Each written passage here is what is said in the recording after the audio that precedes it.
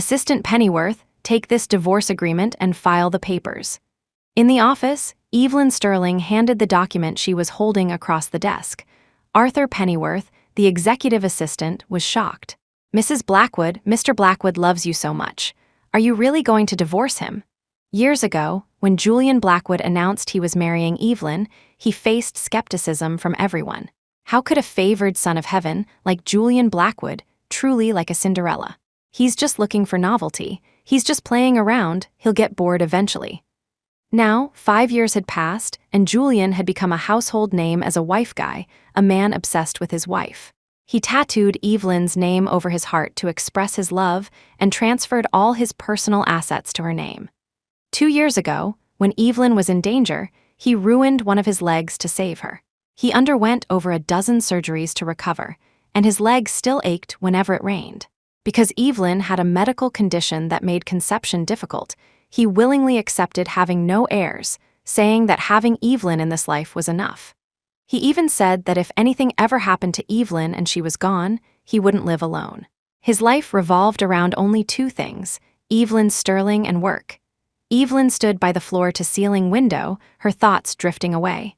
She was still in college when she first met Julian Blackwood. Abandoned by her parents at a young age, she worked part-time at a bar to pay her tuition. Julian fell in love with her at first sight and pursued her passionately, but she rejected him. She didn't believe that a pampered young master would truly like her. It wasn't until later, when Evelyn was harassed by several drunk men at work, that Julian intervened to save her, getting his head smashed and bleeding profusely in the process. From that moment on, she was moved. Married for 5 years, she thought that in this lifetime, nothing but death could separate them. But she never imagined that Julian had been with another woman behind her back for 3 years and even had a son. In that instant, her heart ached to the point of suffocation. In the freezing winter, she soaked herself in cold water for 2 full hours. It was only when Julian returned that he found her and lifted her from the bathtub. The usually calm and composed man was panicked, his hands trembling as he cried, begging her not to leave him. Evelyn looked at his weeping face. The love in his eyes seemed so real. Since he loved her so much, why was he with another woman? She could endure him not loving her, but she couldn't endure him lying to her. So last night, while he was drunk, she tricked him into signing the divorce agreement. She wanted him to lose her forever. "I've decided to divorce him. Also, book me a flight to New York for 10 days from now." Evelyn took off the wedding ring from her ring finger and threw it into the trash can. "After I leave the city, donate all the assets he transferred to my name. Every single cent." Evelyn turned and walked out of the office. Only when she got outside did she realize it was raining. She hadn't brought an umbrella and let the rain soak her. Suddenly, a Cullinan stopped in front of her. Julian Blackwood got out of the car with an umbrella and walked quickly toward her. "Evie, why are you standing in the rain? What if you get sick? It would break my heart." Julian held the umbrella, tilting it entirely toward Evelyn's side, while his own back was completely soaked by the rain. Evelyn looked at the nervousness in his eyes, her heart aching sharply. She wondered, dazed, was he like this with that woman too? 3 years ago, Julian took her to a banquet. A group of socialites mocked her, calling her an ugly duckling and splashing wine on her. The leader of the bullies was a woman named Tiffany Vane. In a fit of rage, Julian had someone teach Tiffany a harsh lesson and even bankrupted the Vane family. But behind the scenes, he had rolled into bed with her and had a child. Evelyn smelled the perfume on him, her stomach churned, and she bent over and threw up. Julian looked as if he were facing a great enemy. "Evie, where do you feel unwell?" Some vomit stained Evelyn's lips, and he reached out to wipe it clean with his hand. "Let's go to the hospital for a checkup." Evelyn shook her head. "I'm fine. Let's go home." Julian only carefully helped her into the car after confirming repeatedly that she was okay. Someone passing by snapped a few photos and posted them online. They instantly hit the trending topics. The popularity crushed celebrity couples, sparking discussions among netizens. "Oh my God, President Blackwood actually used his hand to wipe vomit off Mrs. Blackwood's lips. I heard he has severe germophobia and won't wear a suit if it gets a speck of dust on it. I've only been married to my husband for 6 months, and he won't even touch food I've bitten. A love-struck brain is a man's best dowry. President Blackwood's love is truly presentable." After seeing the trending topic, Julian posted a tweet directly. "In this life, I only love Mrs. Blackwood until death do us part," tagging Evelyn Sterling. Undoubtedly, this tweet caused another sensation. Evelyn returned to the villa and took a hot bath first. When she came out, Julian walked over with a bowl. "This is the ginger tea I made. Quick, drink it to warm up." He held the spoon to feed her, but Evelyn took the bowl from his hand. "I'll drink it myself." Julian chuckled softly. 10 days from now is our 5th wedding anniversary. I want to hold a banquet to let everyone know you are the woman I love most. As he spoke, the phone on his body vibrated. He ignored it. A few seconds later, it vibrated again. He took it out, glanced at it, and immediately said, "Evie, my sister is back from her trip and insists I pick her up at the airport. I'm going now. You be a good girl and go to sleep. I'll cook for you when I get back, okay?" As long as he had time, Julian would cook for her. Evelyn gave a hum of acknowledgement. Not long after Julian left, she received a video from Tiffany Vane. In the video, Julian was holding a baby. "Say Dada," Tiffany laughed. "He's still little, he can't talk yet." Julian's handsome face was full of smiles. It was obvious he liked the child very much. The bowl in Evelyn's hand fell to the floor, shattering into pieces. So he didn't go to the airport to pick up his sister. He went to see Tiffany Vane. In a trance, she remembered going for a checkup that year. The doctor said her health was poor, and it would be difficult to conceive. Julian held her and comforted her for a long time, saying he hated children, thought they were noisy, and only wanted a world for the two of them. Immediately after, Tiffany sent another photo. "This is the wedding dress Julian designed himself. What you have, I have too." Evelyn stared at the photo, her blood running cold. After Julian successfully proposed to her, he stayed up for several nights drawing the design for the wedding dress and had a flawless gown made, saying it represented his unique love. Now, he had actually given an identical wedding dress to Tiffany Vane. Evelyn tilted her head back, but the tears she tried to hold back flowed down uncontrollably. The favoritism she thought she had was all a joke. She stumbled into the walk-in closet, took out the wedding dress she once cherished immensely, and cut it to shreds with scissors. Her hands shook violently, and several times she nearly cut her fingers. Finally, she cut up their wedding photo album as well and packed it all into a gift box with the ruined dress. At this moment, Arthur Pennyworth arrived. "Mrs. Blackwood, the divorce procedures are done. Here is the divorce certificate." Evelyn took the certificate. She put one copy in her bag and threw the other into the gift box. She handed the gift box to Pennyworth. 10 days from now is my wedding anniversary with Julian. He will hold a banquet to celebrate. Give this gift box to him then." Evelyn sat in a daze until dark when Julian finally returned. He gently hugged her. "Evie, Mom wants us to go back to the old estate for dinner." Evelyn smelled the faint scent of baby milk on him, and her nose stung. Eventually, she nodded. Julian took Evelyn to the Blackwood family estate. During dinner, Victoria Blackwood looked at Evelyn and asked, "Is there still no movement in your stomach?" Evelyn said faintly, "No." Victoria looked disgusted. "Tomorrow I'll take you to see a specialist. Julian isn't getting any younger. It's ridiculous that he still doesn't have a child." Julian's sister, Chloe Blackwood, also spoke sarcastically.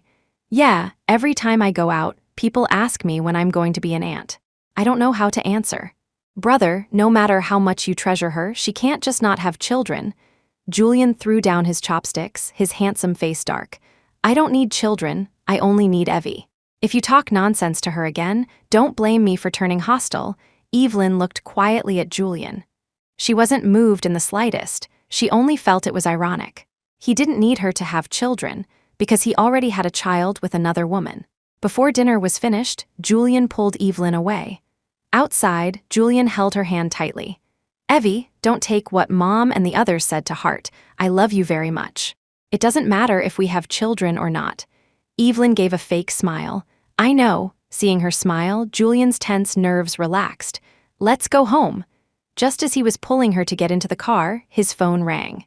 After answering it, he said to Evelyn, "Evie, something sudden came up at the company that I need to handle. I'll let the driver take you home first, okay?" Julian looked at Evelyn as if he wouldn't go unless she nodded. Evelyn hummed, "You go, I can take a taxi home myself." Julian kissed her forehead, his voice gentle. "Then text me when you get home." Evelyn got out of the car. Just as she took out her phone to call a car, she saw Tiffany Vane send her an address, telling her to come over. After hesitating for a moment, she went. It was a small villa. Julian's car was parked outside. Perhaps because he was in too much of a hurry, he hadn't even closed the door. Evelyn walked over slowly. Seeing the scene in the living room, she suddenly froze, her heart stinging. Even knowing this kind of thing had happened countless times, seeing it with her own eyes still made her feel suffocated and breathless. Julian had Tiffany pinned on the floor. His frenzied and intense manner was something she had never seen. The room was filled with all sorts of dazzling paraphernalia. Yet in front of her, he had always been a man who blushed if she proactively kissed him. She covered her mouth to prevent herself from making a sound. She wanted to leave, but her legs stood frozen in place as if they wouldn't obey. Tiffany knew she was watching and deliberately lifted her legs to wrap around Julian's waist. "Honey, who's better technically, me or Evelyn Sterling?" Julian's face changed abruptly, and he reached out to choke Tiffany's neck. "Shut up, you are not worthy of being compared to Evie. Don't call me honey, only she can call me husband." Tiffany, being choked until her face turned red, hurriedly acted coquettishly to coax him. "I was wrong. Master, don't be angry. Love me properly." Julian leaned down, biting her lips. Evelyn took out her phone with trembling fingers, opened the camera, and started recording. 5 minutes later, she couldn't watch anymore and used all her strength to move her feet and leave. Evelyn didn't know how she got back to the main villa. She sat on the floor, sleepless all night. It wasn't until morning when Julian came back and saw her sitting on the floor that he asked nervously, "Evie, why are you sitting here?" "Nothing. I watched a horror movie last night. I got scared and didn't dare to sleep." It wasn't that she didn't want to sleep. It was just that as soon as she closed her eyes, the image of Julian and Tiffany's bodies entangled would surface in her mind, making her feel sick. Julian revealed a pained expression. "It's all my fault. I finished work too late last night and slept at the company. I didn't come back to sleep with you." Evelyn didn't speak. Sensing that her expression wasn't quite right, Julian panicked a little. He grabbed her hand and hit his own face with it. "Hit me. Vent your anger, okay." Evelyn pulled her hand back. "No need." Julian coaxed softly. "Evie, don't be mad at me. I won't do it again next time. By the way, I bought a new villa and put it in your name. It's already renovated, and we can move in any time." Evelyn had asked someone to check. The villa she went to last night was the one Julian had just bought and given to Tiffany. He was probably feeling guilty, so he bought another new villa for her. To cheer Evelyn up, Julian took her to her favorite restaurant for lunch. After ordering, Julian took out a velvet box. "Evie, this is a necklace I had someone bid for in Europe. It's called the Yield. See if you like it?" Evelyn glanced at the ruby necklace lying in the box, dazzling and eye-catching. She had seen it in a magazine. It was worth $10 million. The designer named this necklace the Yield, symbolizing that the one who loves you will bend down so you don't have to tiptoe. It was very romantic. Before she could speak, she looked over Julian's shoulder and saw Tiffany pushing a stroller in. "I want a window seat." Hearing Tiffany's voice, the expression on Julian's face froze slightly. A moment later, he looked at Evelyn and said, "Evie, you must be tired of the food here. Let's go to a different restaurant. Switching back and forth is troublesome, and I'm hungry. Let's just eat here." Julian wanted to say something more when he heard someone praising Tiffany's child. "Your child is so cute." Tiffany smiled. "The baby looks more like his father." "Then your husband must be very handsome." Tiffany looked at Evelyn, triumph in her eyes. "Yes, my husband is handsome and treats me very well.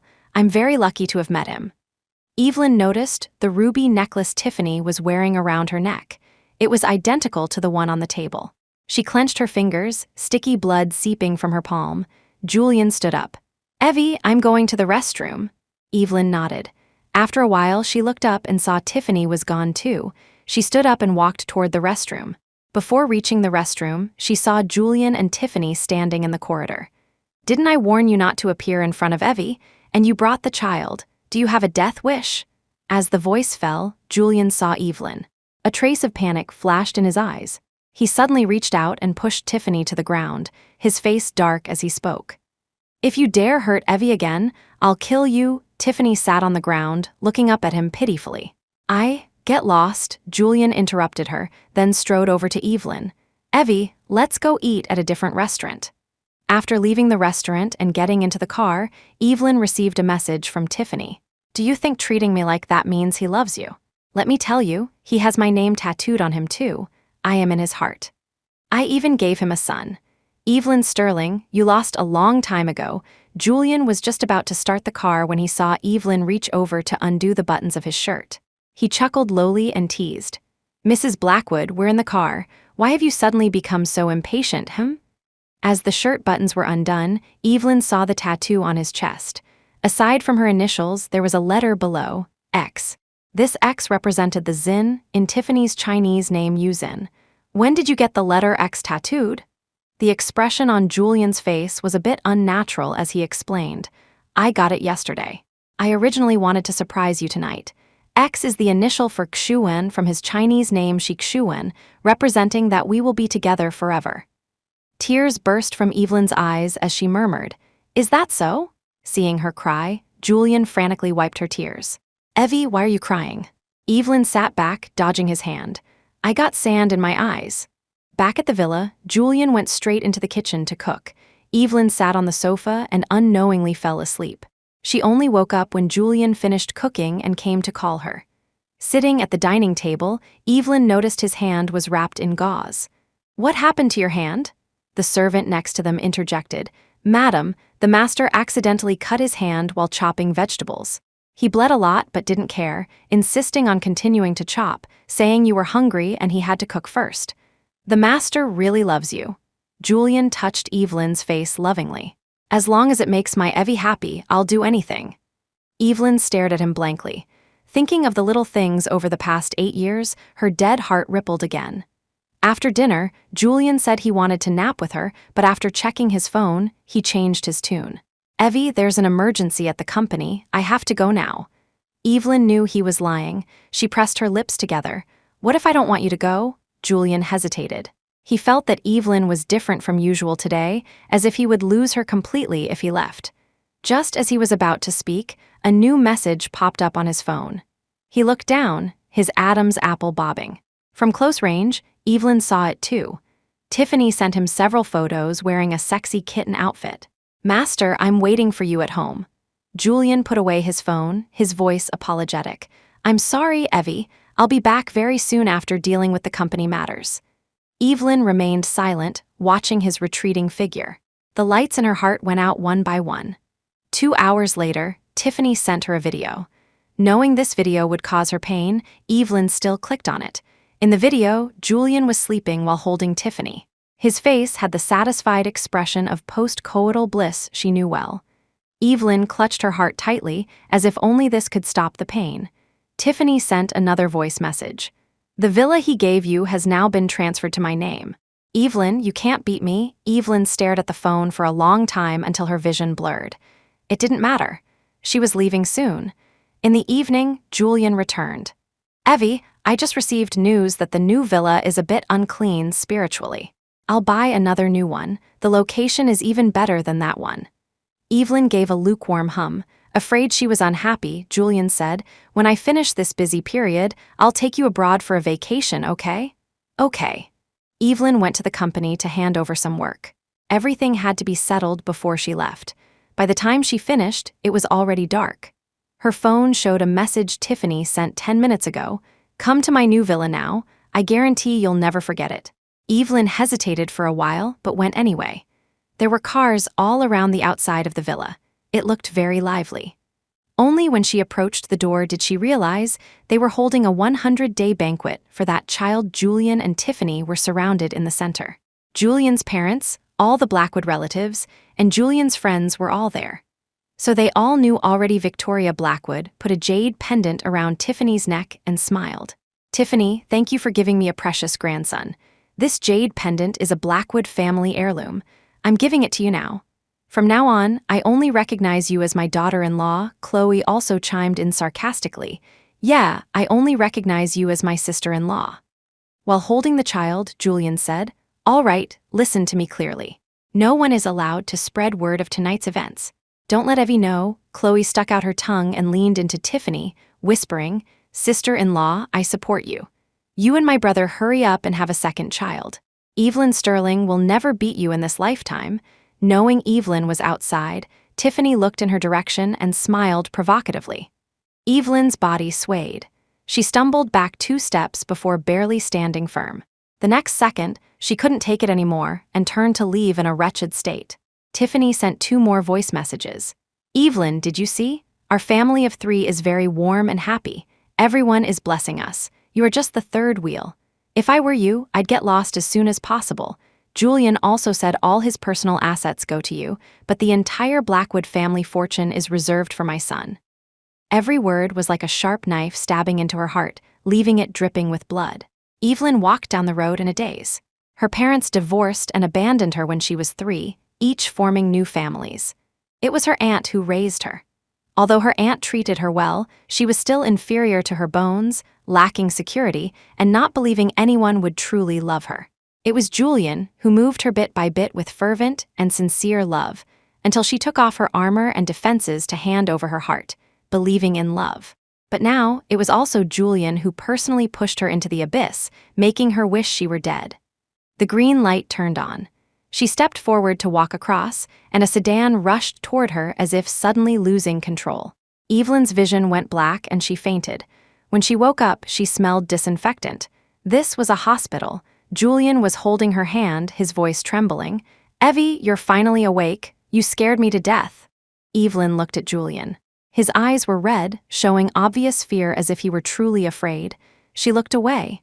Julian kissed her hand. "Evie, I've already had the driver who hit you arrested. I'll make him pay. I won't let anyone who hurts you off the hook." Evelyn asked, "Are you really afraid of losing me?" Julian looked at her with eyes full of love. "Evie, do you know, when I got the news of your car accident, I almost went crazy. I can't lose you, or I won't be able to live." Evelyn believed Julian's words were true. But how could his love be given to 2 women at the same time? The doctor said her injuries weren't serious, just superficial wounds, and she could be discharged after 2 days of observation. Julian guarded Evelyn every step of the way, afraid she would disappear if he blinked. At noon, Evelyn received a message from Tiffany. "Did he tell you he already arrested the driver who hit you? He lied to you. He knows full well I was the one driving and deliberately hit you, but he didn't do anything to me. He even said he'd take me out to play in a few days." Evelyn shook with anger. So it was Tiffany who drove the car and hit her. Julian lied to her again. Evelyn didn't speak the entire afternoon, nor did she pay attention to Julian. Julian thought she wasn't feeling well and coaxed her patiently. In the middle of the night, Evelyn was sleeping groggily when she was woken by noise outside the ward. Julian's displeased voice reached her ears. "Who let you come here? If Evie discovers our relationship, I'll kill you," Tiffany acted coquettishly. "Master, I just missed you and wanted to come keep you company. Look, do you like this lace I'm wearing underneath?" After a silence, there was the wet sound of lips and tongues tangling. By the dim light, Evelyn saw them kissing passionately while walking toward the bathroom, doing it inside. Evelyn bit her lip hard. Hospitals late at night were always exceptionally quiet, making their obscene sounds so distinct. Tiffany sobbed and begged for mercy. "Ooh, master, be gentler." Julian said hoarsely, "How can I fill you up if I'm gentle?" Evelyn didn't want to listen. She raised her hands to cover her ears firmly, tears sliding from the corners of her eyes and soaking the pillow. Although she had decided to give up on Julian, at this moment, she still felt a pain as if flesh were being gouged out. Immediately, she comforted herself again. As long as she left Julian, everything would get better. Discharged and back at the villa, Evelyn went to the study. She compiled the chat history Tiffany had sent her, including various photos and videos, into a PowerPoint presentation of full 180 pages. Pennyworth could have done this, but she did it herself, like self-torture, re-experiencing the pain of Julian's betrayal once more so she could remember it firmly. After finishing, she sent it to assistant Pennyworth. "Play this PPT at the wedding anniversary banquet." Originally, she planned to separate peacefully, but now she had changed her mind. She wanted revenge on Julian for breaking his vows and betraying her sincerity. She wanted him to regret it. Julian suddenly came in. "Evie, what are you doing?" Evelyn closed the laptop. "Our wedding anniversary is in a few days. I'm preparing a gift for you. I hope you'll like it." Julian hugged her, saying affectionately, "I like whatever you give me." Evelyn sneered internally. She guaranteed this gift would leave a deep impression on him. She held up her hand and said, "I discovered my ring is missing today. Do you think this means something will happen to our relationship?" Julian immediately squatted down, half kneeling on the floor looking at her. "Evie, I love only you in this life. That will never change. If the ring is lost, I'll buy you a new one. I'll buy you a big diamond ring every year from now on, okay?" Mockery flashed in Evelyn's eyes. She believed Julian truly loved her. But so what? She didn't want dirty love. There were 3 days left until she left. While packing, she sorted out many things. The watch she bought for Julian with 2 months of wages when they first got together. The custom couple rings she prepared a month ago for the anniversary gift. The couple outfits they wore daily, including various gifts Julian gave her. She had the servants throw them all away. When Julian came back and saw the things Evelyn threw away, he asked in panic, "Evie, why did you have the servants throw away the gifts I gave you? Did I do something to make you angry?" They had been together for so many years, and Evelyn had always treasured the things he gave her. Now that she had thrown them all away, a bad premonition surged in his heart, as if something were slipping away that he couldn't grasp. Evelyn looked calm. "No, we're about to move soon. I'm just clearing out some things I don't like. You'll buy me new ones anyway, won't you?" Julian hugged her abruptly, his voice sounding like he was about to cry. "Evie, I'll buy whatever you like. Just don't leave me. I can lose anything, but I cannot lose you." Evelyn remembered the scene when Julian proposed to her. "Evie, I will treat you well for a lifetime. Please marry me. I'm different from other men. I promise there will be no other woman after we marry, or else I'll die a horrible death." He had even cried then. Facts proved there was no difference. They were all the same. Evelyn raised her hand and patted his back. "Of course I won't leave you. We agreed to be together for a lifetime." Hearing her say this, the uneasiness in Julian's heart dissipated. He loved Evelyn. No one could replace her. The reason he had relations with Tiffany initially was that he was drunk after a social engagement. When he woke up, he almost strangled Tiffany to death. But Tiffany knelt on the floor, crying and begging him, "Julian, I love you. I don't want anything, just to stay by your side. Please. I'll be obedient. I'll do whatever you tell me to do." Tiffany kissed him over and over, making him feel excited. He could be unscrupulous with her. But with Evelyn, even if he accidentally left a mark on her, he would blame himself for a long time. Julian tightened his arms. "I love you, Evie." Before leaving, Evelyn planned to go back to her hometown. Julian wanted to accompany her, but she refused. "No need. You're so busy. You don't need to go with me." Julian felt Evelyn was a bit strange lately, but couldn't put his finger on it. Thinking he might have neglected her by being too busy, he decided to make it up to her properly on their anniversary. "Okay, our wedding anniversary is in 2 days. Remember to come back early. I've prepared a surprise for you." Not long after she arrived in her hometown, she received photos from Tiffany. One was of Julian cooking in the kitchen. The other was Julian feeding her, peeling shrimp for her. Evelyn clutched her phone and let out a cold laugh. So he would cook for Tiffany too. Julian's love was truly cheap. She opened her photo album and deleted all the photos taken of them together. It was like completely clearing their memories. The next day, Evelyn returned to the villa. She walked into the bedroom as usual. At a glance, she saw the messy large bed with a torn bunny outfit on it. Even the sheets had residual sticky traces. Looking further, she saw a bracelet on the vanity. She had seen it on Tiffany's wrist. Obviously, Julian and Tiffany had done it on their marriage bed. Evelyn stood sluggishly, her face turning paler and paler. Thinking of them rolling in the bed, she felt nauseous. She couldn't stay a moment longer and turned to walk out quickly. As soon as Julian entered the door, he saw Evelyn walking downstairs with a pale face. He frowned and asked, "Evie, what happened?" Evelyn pressed her lips tight. "Nothing. Maybe I'm a bit tired." Julian hugged her immediately. "Evie, you're finally back. I missed you." Evelyn couldn't distinguish which was the real Julian anymore. The one who said he loved her was him. The one who brought Tiffany home to roll in the sheets was also him. She pushed Julian away. "I'm going to get the anniversary gift now." Julian immediately said, "I'll drive you." Evelyn shook her head. "I'll go myself. It's a surprise gift. You can't know in advance." Julian scraped her nose dotingly. "Okay, then I'll wait for you at home." Just as he spoke, the phone on his body vibrated. He took it out and saw a message from Tiffany. "Tonight is your wedding anniversary. You definitely have to sleep with her. Just thinking about it makes me feel bad. Can you come keep me company now? I just bought ultra-thin condoms." Behind it was a selfie of her sitting in the bathtub. Julian's breathing suddenly became rapid, his eyes dyed with lust. Evelyn saw it too, but she was already numb. Julian put away his phone. "Evie, there's an emergency at the company. I'll rush over to handle it now and come back to pick you up later." Evelyn pulled the corner of her lips. Company matters again. He was too lazy to even find a new excuse to brush her off now. Seeing she didn't make a sound, Julian looked puzzled. "Evie, go ahead. You don't need to come back to pick me up later. I can go to the hotel myself." Julian nodded and leaned in to kiss her. Evelyn dodged, and the kiss landed on the corner of her mouth. Julian froze. She never dodged his kisses. What was wrong today? Evelyn stared at him. "Julian, goodbye. Goodbye forever." After speaking, she turned and went upstairs.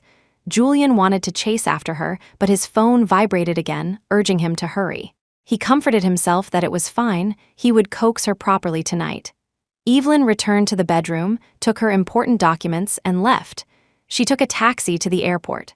Taking out her phone, she saw a message Julian sent her.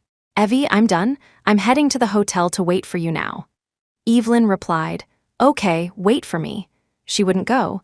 He would never see her again in this lifetime. She had already instructed Assistant Pennyworth on everything. Proceed as planned. She pulled out the SIM card and threw it into the trash can. She walked toward the boarding gate without looking back. Grand Hyatt Hotel. Julian kept checking his watch. The banquet was about to start, but Evelyn hadn't arrived yet. He took out his phone to call Evelyn. After 10 unanswered calls, he felt an inexplicable panic. Just as he was about to go out to find her, Assistant Pennyworth walked in carrying a gift box. "Mr. Blackwood, where is Evie?" Pennyworth handed over the gift box. "The madam won't be coming. This is the wedding anniversary gift she sent for you." Julian glanced at it but didn't take it. He was in no mood to open gifts now. Frowning, he said, "Impossible. She just messaged me asking me to wait for her." Pennyworth handed the box over again.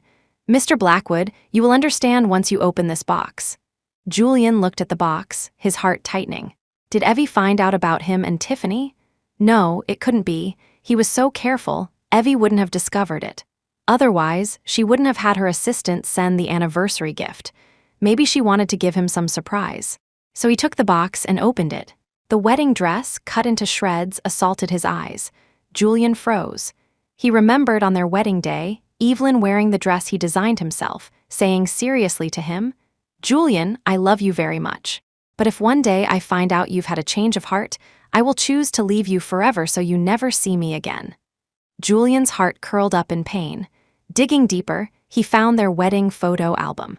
It was also cut into pieces. Seeing Julian dazed, Assistant Pennyworth reminded him, "Mr. Blackwood, there are more things in the box. Keep looking." As if having a bad premonition, Julian stepped back 2 paces, trying to escape. "I don't want to see." "Tell me where Evie is," Pennyworth replied. "Take out the item at the very bottom and you'll know." Holding his breath, Julian took out the bottommost item. The next second, his pupils constricted. Divorce certificate. Before Pennyworth could speak, he muttered to himself, "Impossible. Evie and I didn't go through divorce procedures. This certificate isn't real." Pennyworth looked at him. "Mr. Blackwood, the divorce certificate is real.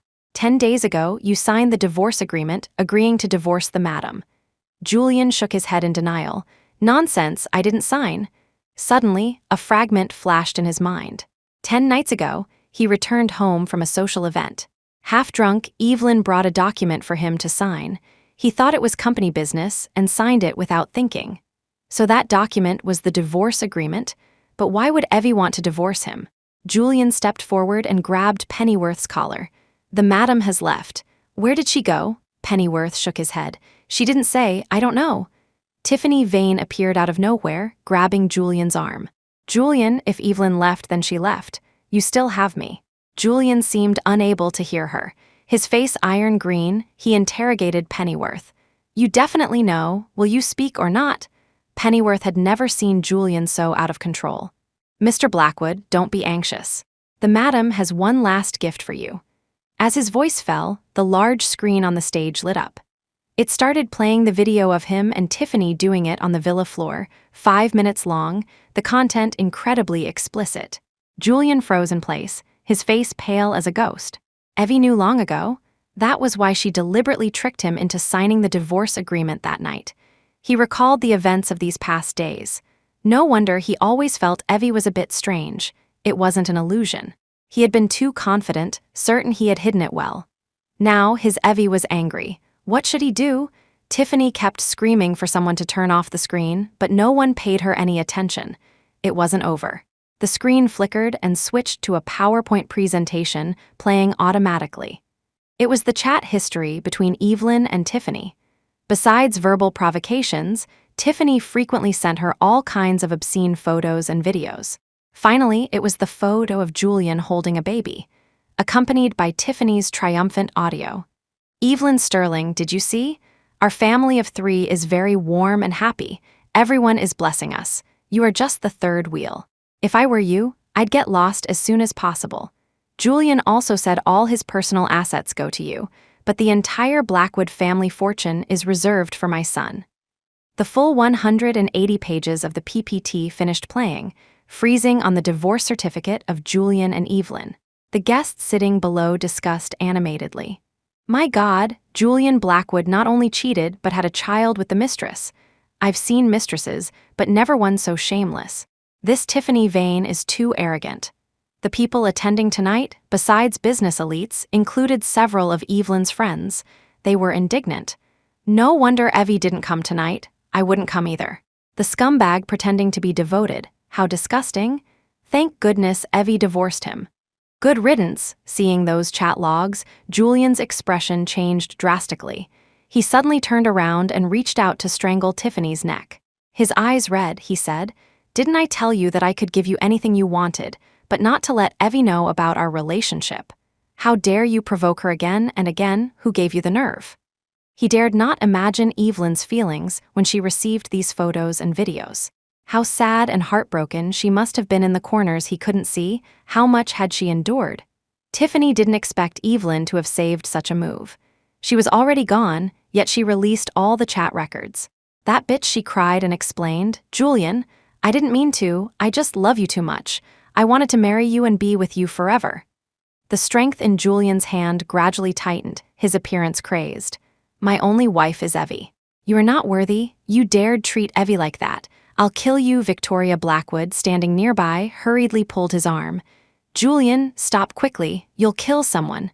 Chloe also tried to stop him. "Brother, let go. You'll strangle sister-in-law to death." Julian glared coldly. "Shut up, your sister-in-law can only be Evie." Chloe was startled by him and immediately fell silent. Victoria continued to persuade, "If you strangle Tiffany to death, the child won't have a mother." Thinking of the child, Julian withdrew his hand. Seeing Tiffany collapsing on the floor coughing violently, he said with a ruthless look in his eyes, "If not for the child's sake, I really would have killed you." Tiffany looked at Julian in disbelief. In that moment just now, he really wanted to strangle her. Mr. Blackwood SR ordered the hotel staff to forcibly turn off the PPT. Only then did the farce end completely. The guests gradually left. Julian sat weakly in a chair, his whole being exuding an aura of wretchedness. Assistant Pennyworth picked up the divorce certificate that had fallen on the ground and placed it back in Julian's hand. "Mr. Blackwood, the madam asked me to pass on a message to you." Julian's eyes lit up instantly. Pennyworth looked at his expectant gaze, almost afraid to speak. "Madam said you lied to her for 3 years. She lied to you once today. From now on, you owe each other nothing. Never to meet again." A dull pain surged in Julian's heart. Looking down at the divorce certificate in his hand, he couldn't help his eyes turning red. No, he had to find Evie. He had to win her back. He couldn't lose her. Evie loved him. She wouldn't really bear to leave him. Thinking of this, he stood up abruptly and took out his phone to make a call. "I'll give you 10 minutes. Find out where the madam is right now." In less than 10 minutes, Julian received a call. The person on the other end reported tremblingly, "Mr. Blackwood, the madam took a flight to New York 3 hours ago, but..." Julian's brow furrowed tight. "But what?" "The flight the madam was on had an accident. The entire plane crashed. The madam is dead." Julian's pupils dilated to their limit, and he subconsciously retorted, "Impossible. You're talking nonsense." Evie won't die. His fingers holding the phone trembled incessantly. Suddenly, his vision went black and he fainted abruptly. When he woke up, he found himself lying in a hospital bed. He pulled out the IV drip. "I'm going to find Evie." He ran out of the hospital like a madman. The doctors and nurses couldn't stop him. Julian didn't believe Evelyn was dead. He took a rescue team to the crash site to search. He muttered to himself as he searched, "Evie is usually afraid of pain. I can't even imagine how much it hurt falling from the plane. She's waiting for me to save her. I must find her. Evie, don't be afraid. I'm coming to save you soon." But after searching for 2 consecutive days, there was no sign of Evelyn. The rescue personnel looked at him unbearably. "Mr. Blackwood, the flight Mrs. Blackwood was on Indeed suffered an accident. The plane crashed and all passengers died. Please accept our condolences." Julian shouted with bloodshot eyes, "Shut up, don't curse her. You are not allowed to go back until you find Evie." The rescue team could only brace themselves and continue searching. But still to no avail. Julian hadn't slept for 3 days. He slumped on the ground. Thinking of Evelyn, his heart hurt as if it were about to split open. He shouldn't have cheated with Tiffany, violating his promise of being a couple for life. It was all his fault. He regretted it so much Victoria hugged him and cried, "Evelyn dying isn't your fault. It was her own bad luck. Stop torturing yourself." Julian emphasized, "Mom, Evie isn't dead. Believe me, I can sense she's still alive. She wouldn't abandon me. Evie won't die. She's just angry with me and hiding on purpose." He even called Evelyn's friend, Beatrice Sharp, wanting to find any clue that Evelyn was still alive so he could hold on. Beatrice cursed, "Julian Blackwood, you scumbag, you still dare to call me. Evie loved you so much, yet you messed around with another woman. Are you disgusting or what?" Julian explained, "It's not like that. I love Evie truly." Beatrice interrupted him disdainfully. "I spit on that. If you loved Evie, would you cheat, keep a mistress, and have a child? Don't tarnish the word love. You knew how hard Evie tried to be with you back then, yet you failed her, you heartless man." The Blackwood family despised Evelyn's background. Coupled with the fact she hadn't conceived after years of marriage, the family never gave her a pleasant face. But she never complained, working hard to improve herself to fit into Julian's circle. Years ago, Julian nearly lost a leg saving her, but no one knew Evelyn cried until she fainted, caring for him day and night in the hospital. Later, she accompanied him through rehab, acting as his legs. All these years, she gave silently. The world only knew Julian was devoted, unaware that the love Evelyn returned was equally moving. Beatrice saw all of this. "You even let that woman have the child. Do you know how hard Evie tried to conceive your child? She looked everywhere for traditional medicine doctors, trying to regulate her body, getting acupuncture and drinking herbal medicine. She suffered so much and wouldn't let me tell you because she was afraid you'd worry." Beatrice got angrier the more she spoke. "Julian, deep affection that comes too late is cheaper than grass. Love that arrives late is detested even by dogs. Now that Evie has passed away, no matter how much you regret, you will never have the chance to make it up to her in this life. Get lost. Don't call me again." The blood drained completely from Julian's face. At the same time, Assistant Pennyworth called to notify him, "Mr. Blackwood, before leaving, the madam instructed me to donate all your assets. I just finished the procedures." That meant Julian lost all his personal wealth overnight. Receiving this news, Julian wasn't angry at all. If it could bring Evie back, let alone bankruptcy, even if it cost his life, he would give it. He wanted nothing. He only wanted his Evie back. But judging from the donation of assets, Evie really hated him. "Assistant Pennyworth, did Evie have any other words for me?" Pennyworth on the other end of the phone sighed secretly. "No." Julian covered his face with his hands, tears spilling through his fingers. His inner pain was unspeakable. He didn't love Tiffany. He was only obsessed with her body. The person he truly loved was only Evie. Every night when he returned home, looking at the empty bedroom, everything related to Evelyn was gone, including clothes, jewelry, skincare products, and daily necessities. She had completely disappeared from his world. His heart felt hollowed out, the pain seeping into his marrow, making even breathing difficult. So he had people buy many clothes suitable for Evelyn and various skincare products, creating an illusion that Evelyn was still at home. Julian became extremely decadent. He couldn't sleep well. As soon as he slept, he had nightmares of Evelyn lying on the ground covered in blood, and he would wake up scared. He took out his phone, opened the album, and found photos of Evelyn. Stroking her face with his finger, he murmured, "Evie, I love you. Come back quickly, okay?" Tears smashed onto the phone screen. Before, he thought the ancient saying missing someone could break one's heart was an exaggeration. Now, having experienced it, he knew how unbearable this feeling was, worse than death. He could only numb himself with alcohol, drinking as soon as he opened his eyes. When Tiffany walked in holding the child, she saw Julian drunk as a skunk. Although Julian nearly choked her to death that day, she didn't give up. It was hard enough waiting for Evelyn to die. She had to seize the opportunity to marry into the Blackwood family. Then her son would inherit the entire Blackwood family fortune. She walked up to Julian and said gently, "Julian, stop drinking. Drinking too much is bad for your health." In a trance, Julian seemed to see Evelyn. Only Evie would be this gentle. He stood up in surprise. "Evie, you're back." Tiffany's face froze, forcing a sliver of a smile. "Julian, it's me, not Evelyn Sterling." Seeing clearly that the person standing in front of him was Tiffany, the light in Julian's eyes dimmed bit by bit. He tipped his head back to take a drink and said with disgust, "Get out." Naturally, Tiffany wouldn't obediently listen. "Evelyn is really dead, just accept this fact. From now on, our family of 3 will live well. Look at our son, he was very good today, he wants Daddy to hug him." Not knowing which word triggered Julian, he suddenly reached out and choked Tiffany's neck. The child in her arms was frightened and wailed. Julian glanced at it and shouted for the nanny to take the child out. Once the child was taken out, he threw Tiffany to the ground, his eyes tainted with murderous intent. "It's all you. If you hadn't exposed our affair to Evie, she wouldn't have divorced me. You still have the face to say these things?" Tiffany stood up, reaching out to touch his face, tears streaming down her face. "Julian, I love you. What's wrong with wanting to be with you? Look at me properly. Where am I inferior to Evelyn?" Years ago at the banquet, she just splashed a glass of red wine on Evelyn, and Julian ruined her family. She was unwilling, so she climbed into his bed while he was drunk, originally intending to destroy their relationship and take revenge on Julian. But Julian was generous to her, never treating her poorly materially, and they were compatible in bed. Gradually, she fell in love with him, sprouting the idea of wanting to marry him.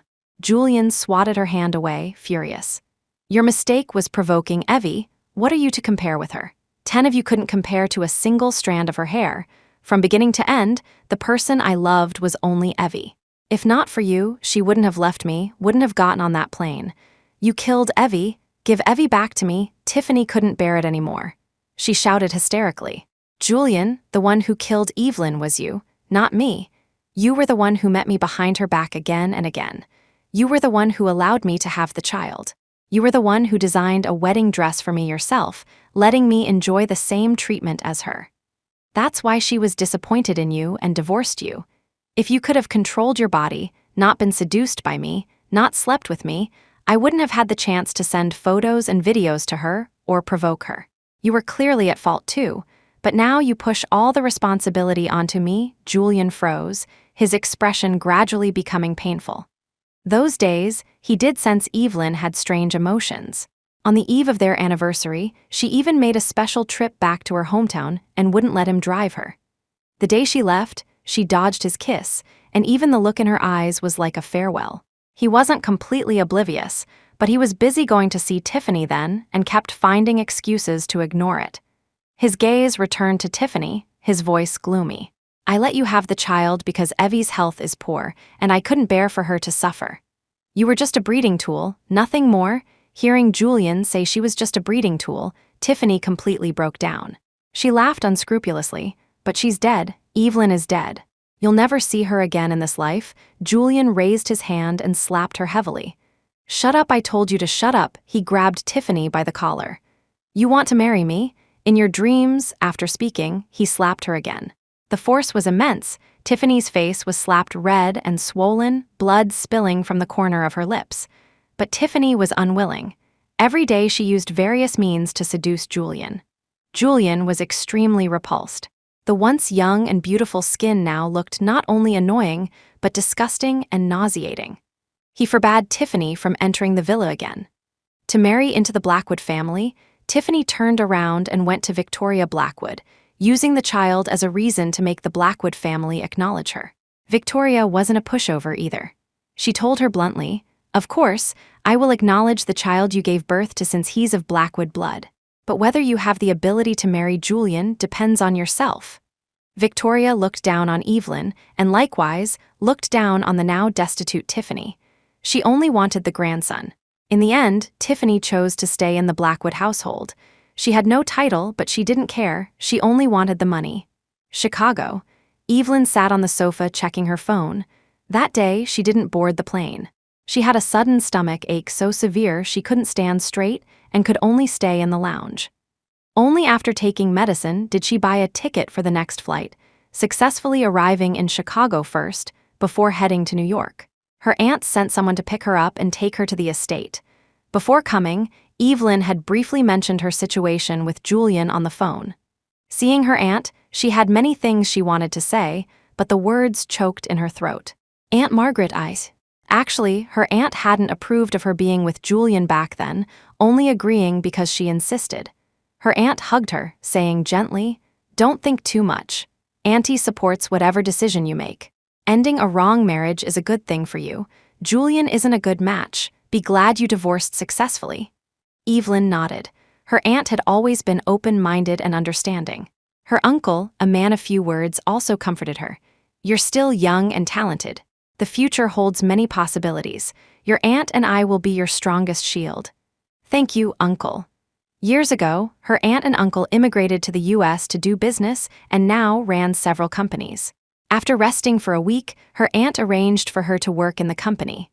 All these years, her focus had been on Julian. From now on, she wanted to live properly for herself. Later, she saw the news and learned that the flight she originally booked had an accident, and no passengers survived. While feeling lucky, she also felt sad for those who died. Life is impermanent, one must live in the moment. Now, although she was busy off her feet, she was fulfilled and happy. She had studied business management.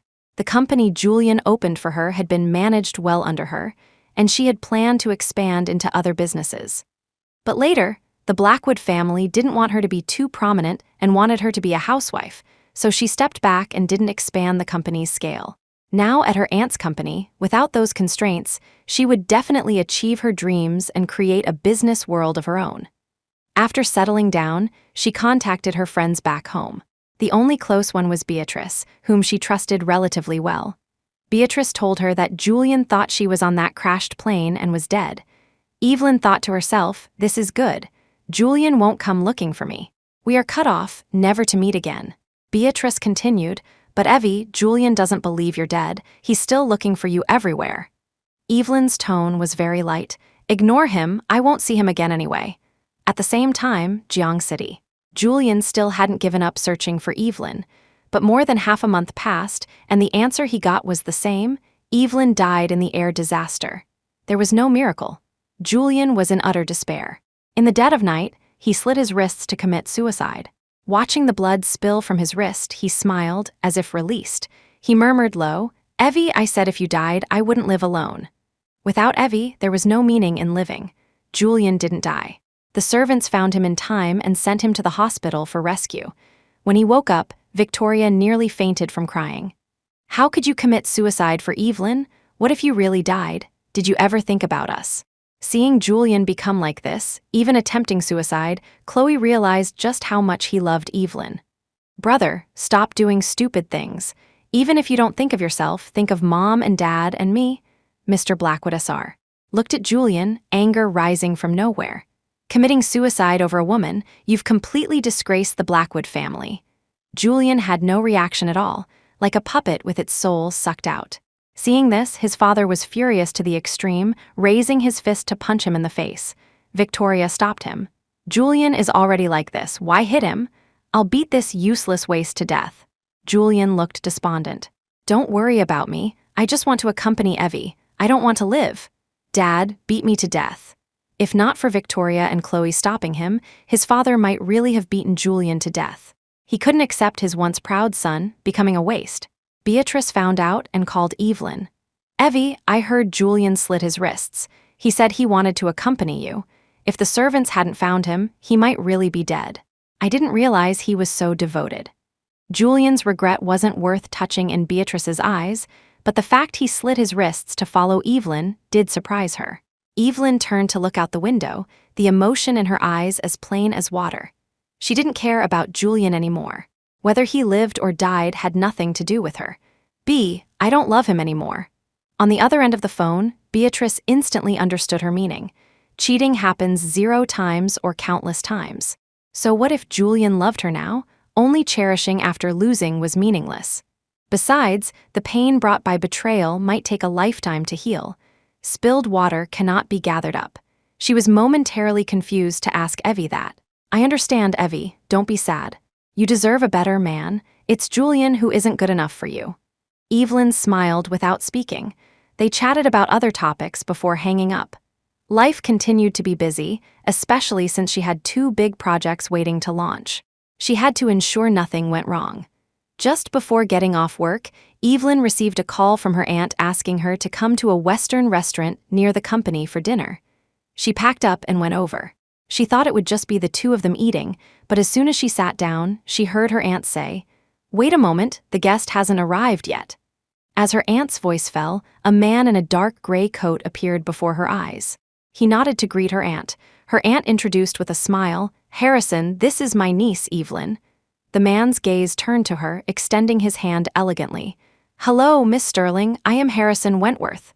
Evelyn shook his hand. "Hello." Looking at the handsome and steady man, she held her forehead and smiled faintly.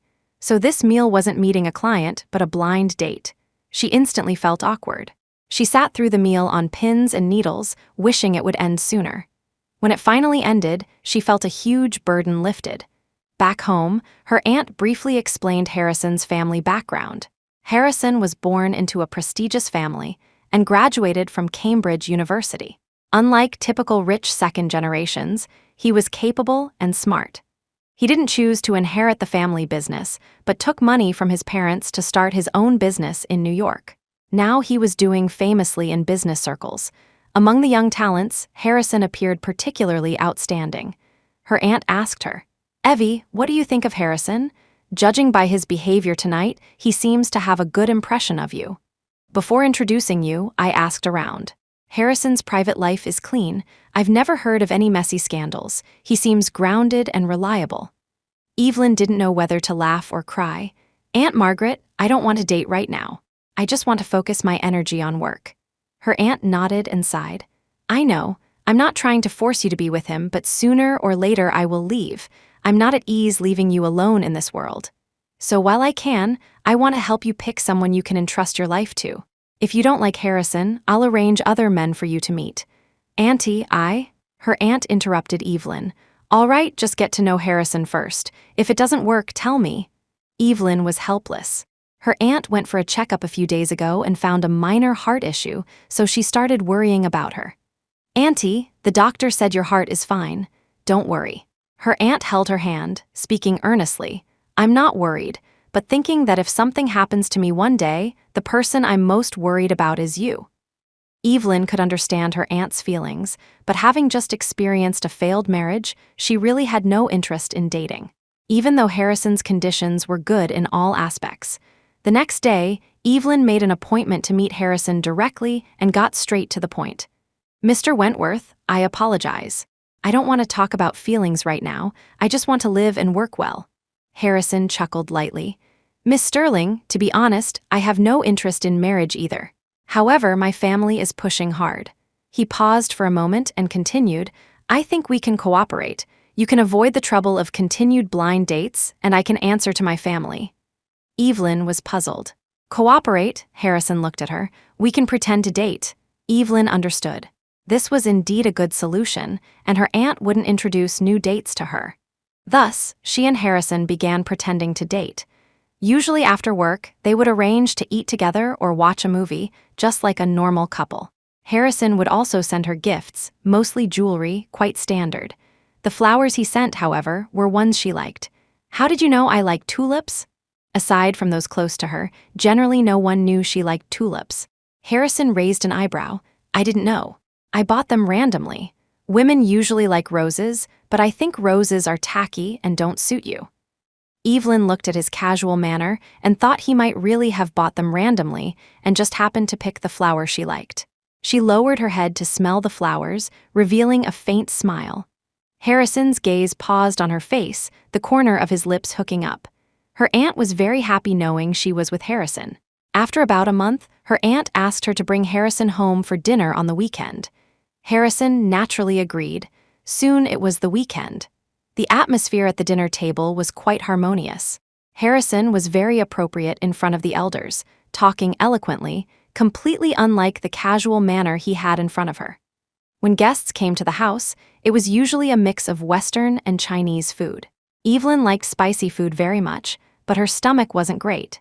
Eating too much spice would cause stomach pain. She reached out to press her abdomen, her brows knitting together. Her aunt asked, "Evie, what's wrong?" "My stomach hurts a little." Her aunt had someone bring medicine and water. Harrison took them and fed the medicine into Evelyn's mouth. Evelyn subconsciously wanted to stop his action, but thinking her aunt and uncle were present, she could only take the medicine from his hand. Harrison looked at her pale face. "You have a bad stomach, yet you eat so much spice. Do you think your stomach doesn't hurt enough?" Evelyn shot him a glance. She leaned in close and whispered, "Can you be a bit gentler? Careful, or I'll dump you." Harrison suddenly reached out and put his arm around her waist. Evelyn stiffened all over and looked up at him. Harrison's expression didn't change, mouthing to her, "We have to go all the way with the act." He placed his hand on her abdomen and rubbed gently. "Does it still hurt?" "It's okay." Evelyn's body was rigid. She almost gritted her teeth as she said to him, "That's enough, take your paws off." Harrison quit while he was ahead and didn't push his luck. Seeing the affection between the young couple, Evelyn's aunt and uncle were very gratified. Because Harrison had given her many gifts, Evelyn thought about returning the favor. She couldn't let him spend money all the time. However, not knowing his preferences, she dragged him to the mall. "Miss Sterling, as my girlfriend, you should understand my taste." "What do you mean?" Harrison said stiffly. "My clothes are all custom-made. I never buy from malls." "I didn't say I had to buy you clothes. You can pick something else. All my personal items are custom-made." Evelyn instantly wanted to roll her eyes, but remembering she was a lady, she held back. At first, she thought Harrison was a gallant noble, gentle and refined. After interacting these few days, she discovered he was very two-faced and had a sharp tongue. "So are you picking something or not?" "Picking." But Harrison picked for a long time without settling on anything. Evelyn randomly chose a tie for him. Harrison didn't refuse. He chuckled lightly, implying, "I heard women giving men ties means they want to tie them down." Evelyn swore she had no intention of tying him down at all. "If you don't like it, pick something else." Saying that, she reached out to take the tie back, but Harrison dodged her hand. "No need to change. I like ties." Walking out of the store, Evelyn noticed the corners of Harrison's mouth were consistently upturned. He seemed to be in a good mood. Across the way, Chloe was chatting with a friend. Suddenly, she saw Evelyn. She was shocked, raising her hand to rub her eyes. She simply couldn't believe who she was seeing. Evelyn wasn't dead. She hurriedly took out her phone to take a photo and then called Julian. As soon as it connected, she said excitedly, "Brother, I saw Evelyn Sterling in New York. She's not dead. She's still alive." Julian stood up excitedly from his chair. "Are you telling the truth?" Chloe originally supported Tiffany, but gradually realized she was just after the Blackwood money and kept causing trouble. She wasn't as good as Evelyn. "Yes, I was shopping with a friend and saw her with my own eyes. I even took a photo. I'll send it to you now." The next second, Chloe sent the photo. The angle was a bit blurry, but Julian recognized Evelyn at a glance. He had loved her for 8 years and was incredibly familiar with her silhouette. Then he remembered Evelyn's aunt was in New York. Why hadn't he guessed sooner? It didn't matter. As long as Evie was alive, that was good. He would find a way to get Evie back to his side. Looking at the photo, he smiled foolishly. "I knew Evie wouldn't die." Immediately following, he scrambled to call his secretary. "Book me a ticket to New York, the fastest one." Chloe hung up the phone. Looking at the man beside Evelyn, they looked like boyfriend and girlfriend. If her brother knew, he would definitely go crazy. Walking out of the mall and getting into the car, Evelyn fastened her seatbelt and said, "I'm going back to my hometown for a few days." Let's contact each other when I get back. The anniversary of her grandfather's death was coming up, and she wanted to go back to visit him. Harrison started the car. I'll go back with you. Evelyn was surprised. Why? Harrison raised an eyebrow. I want to rest recently. Treat it as a vacation. Seeing she didn't speak, he teased, What, you're unwilling to take me back? Am I that unpresentable? Evelyn was amused by him. I was worried a young master like you wouldn't be used to living in our small place. Harrison laughed along. Don't worry, I'm not that delicate. Hearing the news that Evelyn wasn't dead, Tiffany was furious. Although Julian refused to marry her, the Blackwood elders valued her son and let her live in the Blackwood house. Except for the title, she had everything. As long as Julian didn't marry another woman and have children, her son would be the sole heir to the Blackwood family. Evelyn wasn't dead. If she returned to Julian's side, it would inevitably affect them, mother and son. No, she had to find a way to get rid of Evelyn. That way she could get the Blackwood family fortune.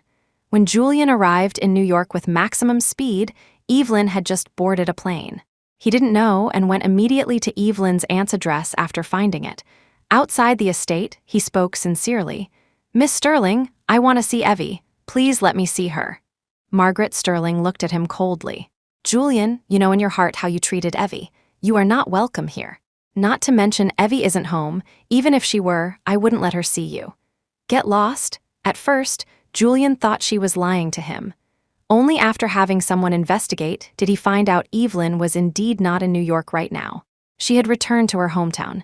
He immediately booked a flight back, but due to weather issues, the flight was repeatedly delayed. Here, Evelyn brought Harrison to her hometown. Mr. Wentworth, my home is quite humble. If you really aren't used to it, you can go to the city and stay in a hotel. We can go back together when I'm done. No need. Just arriving home, they met a neighbor, a 70-year-old grandmother. Evie, is this your husband? He's so handsome.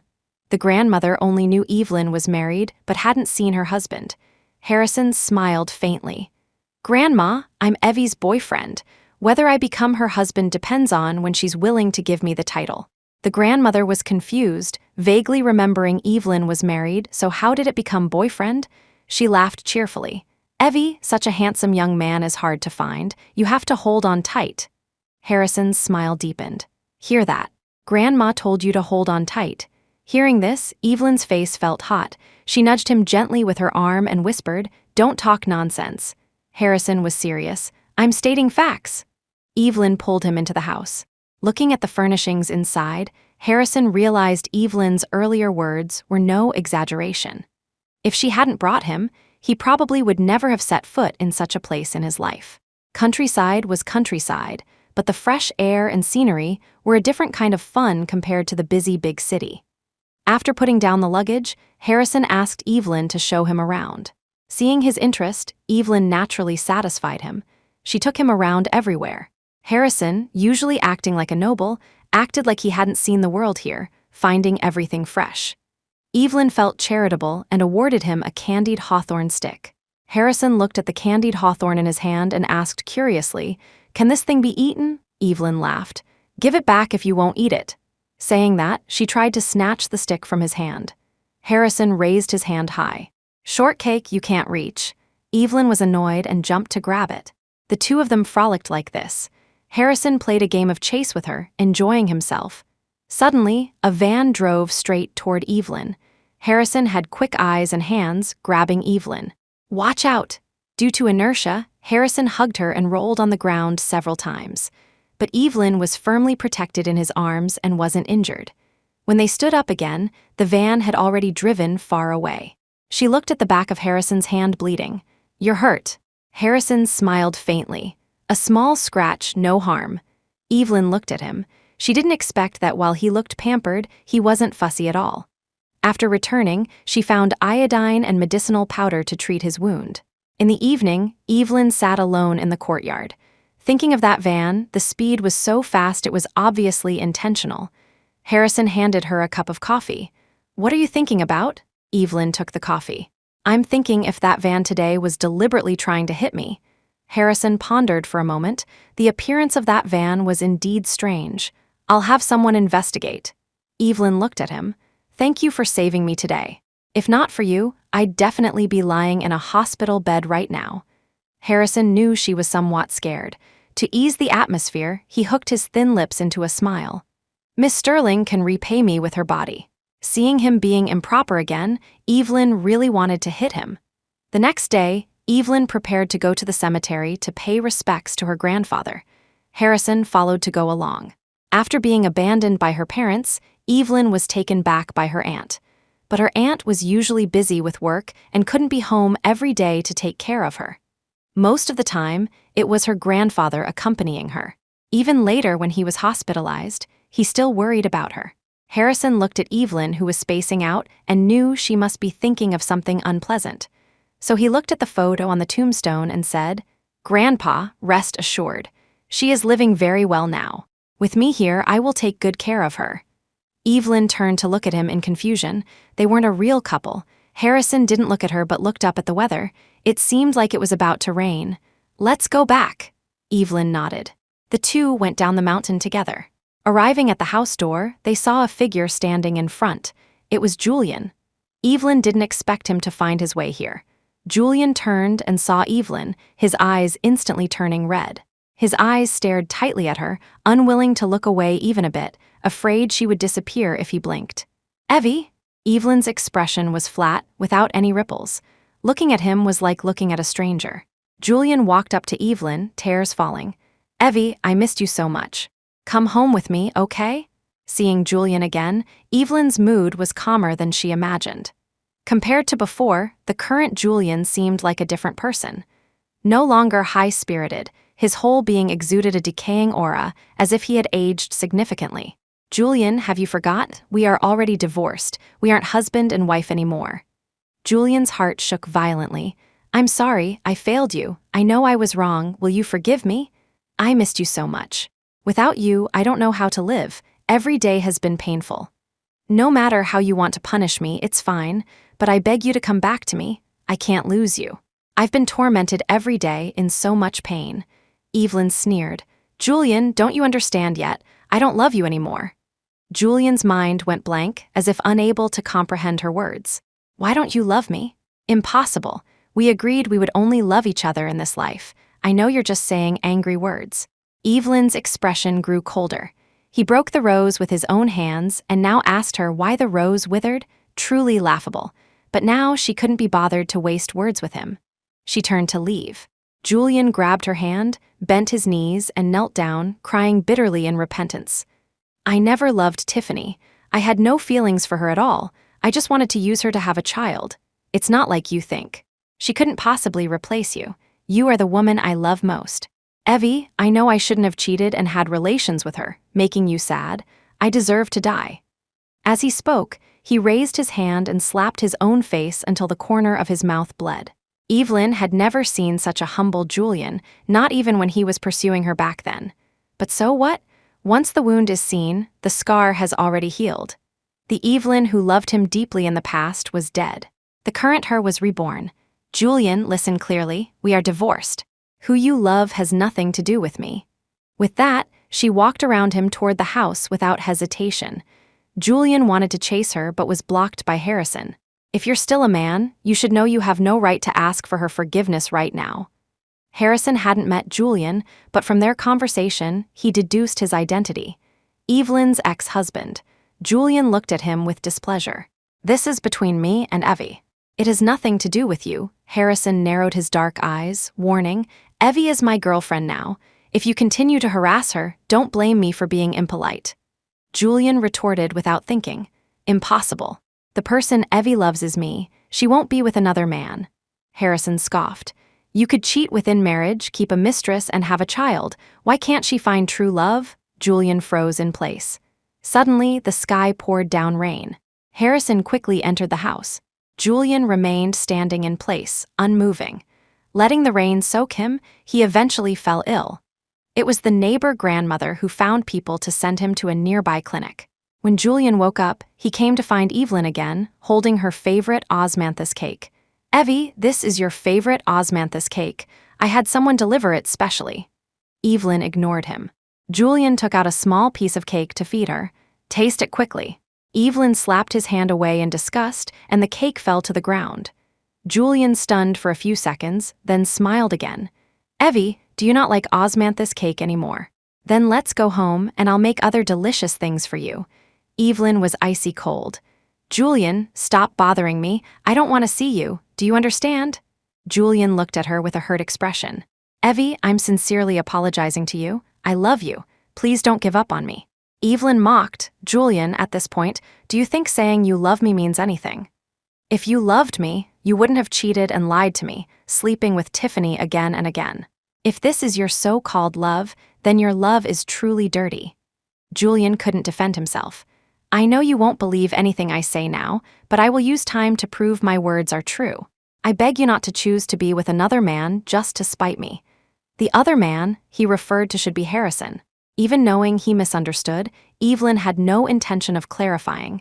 Instead, she went along with it. My being with another man is just out of spite? Your ego is huge. I never joke with my own happiness. Harrison is very good. He's different from you. Also, whoever I'm with is my freedom. You have no right to interfere. Julian couldn't accept her loving someone else.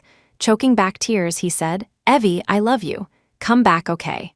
I'll spend the rest of my life making it up to you. Evelyn said coldly, I don't need your compensation. I just want you to disappear. After speaking, she turned and left. Julian looked at her back and shouted, Evie, I won't give up. Evelyn didn't look back. Tiffany didn't expect Evelyn's life to be so tough. She had people try to hit her twice, but neither killed her, so she planned to do it herself. In the morning, Evelyn got up to go buy groceries. Just as she turned a corner, a hand popped out from behind and covered her mouth. Her body gradually lost strength and she fainted. When Harrison woke up, he found Evelyn wasn't home. He took out his phone to call her, but it wouldn't connect. Thinking of the van that almost hit her 2 days ago, he felt inexplicably panicked. He quickly put on his coat.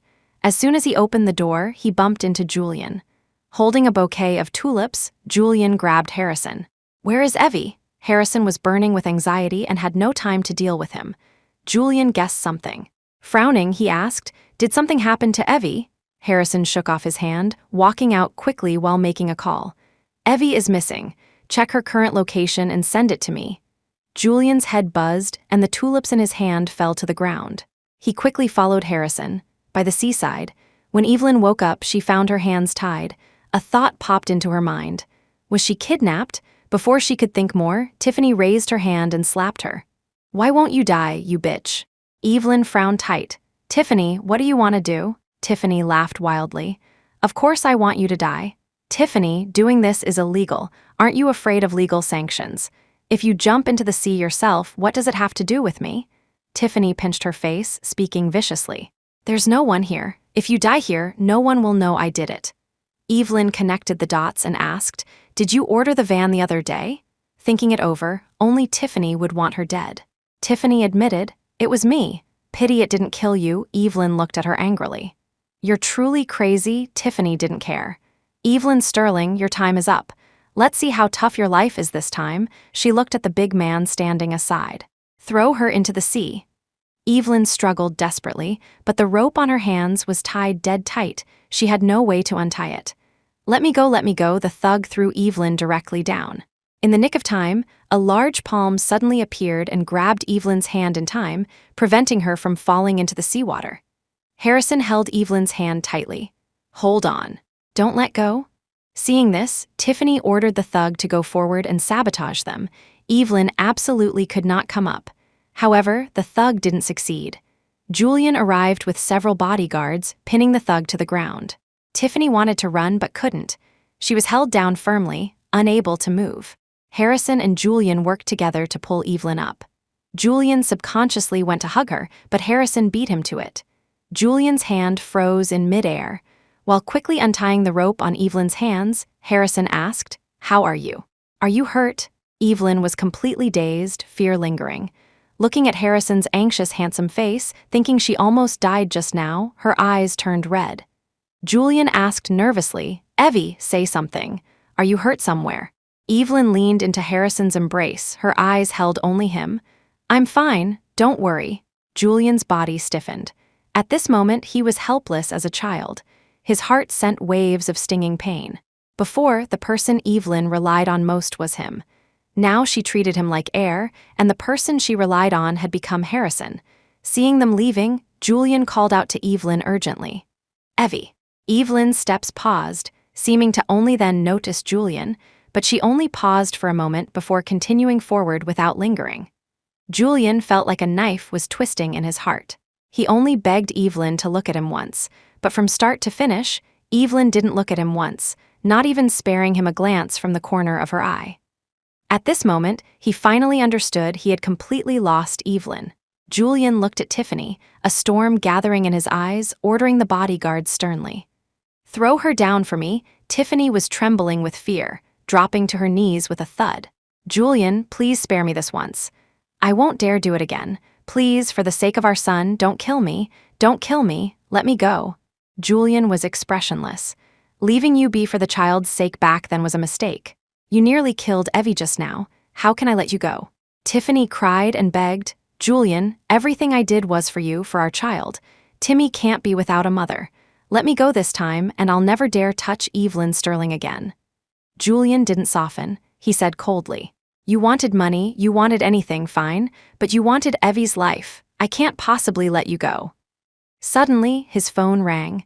It was Chloe calling. He didn't want to answer, but the ringtone was like a death summons, so he answered eventually. "Brother, Mom took Timmy out to play, and they got into a car accident. Come to the hospital quickly." Julian frowned. "Timmy and Mom both got into an accident?" Hearing this, Tiffany seized the chance to grab his wrist. "Julian, Timmy is our child. Nothing can happen to him. Take me to the hospital quickly, okay?" Julian and Tiffany immediately drove to the hospital. "Doctor, how is my son's condition?" "The child lost too much blood and needs a transfusion urgently. Because the child's blood type is rare Rh negative, the blood bank is critically low. You need to think of a solution quickly." Julian froze. "What blood type did you say?" the doctor asked in confusion. "Your son is Rh negative." "You didn't know?" Tiffany's face went pale as a sheet, not daring to breathe. She thought she hid it well and Julian would never find out. She didn't expect the son would have a sudden car accident needing a transfusion. Julian turned to look at her. Tiffany's eyes dodged, daring not look at him, her body trembling from fear. Julian suddenly reached out and strangled her neck, pinning her against the wall, his expression like a demon from hell. "You fucking dared to lie to me. He isn't my son at all." Tiffany was terrified, trying to argue. "Number, listen to my explanation." Chloe was confused. "Brother, what do you mean he's not your son?" Julian's face was terrifying. "She and I are both type OB. How could a child born to us be Rh negative?" Chloe was shocked, glaring angrily at the pinned Tiffany. "You dared to use a fake to trick us, and I trusted you so much before." The force in Julian's hand tightened, his eyes full of killing intent. "You seek death." Tiffany's breathing became increasingly difficult. Worried a murder would happen in their hospital, the doctor hurriedly called several colleagues to stop Julian. Although Tiffany wasn't strangled to death, she was barely breathing and fainted. The doctors immediately sent her to the emergency room for rescue. Julian slumped to the floor. He had nothing. Evie didn't want him. Now even the son was fake. He was played by Tiffany thinking of Evelyn. His heart throbbed with pain. Because of a Tiffany full of lies, he lost the woman he loved most. He was truly a fool. This incident was recorded by a passerby and posted online.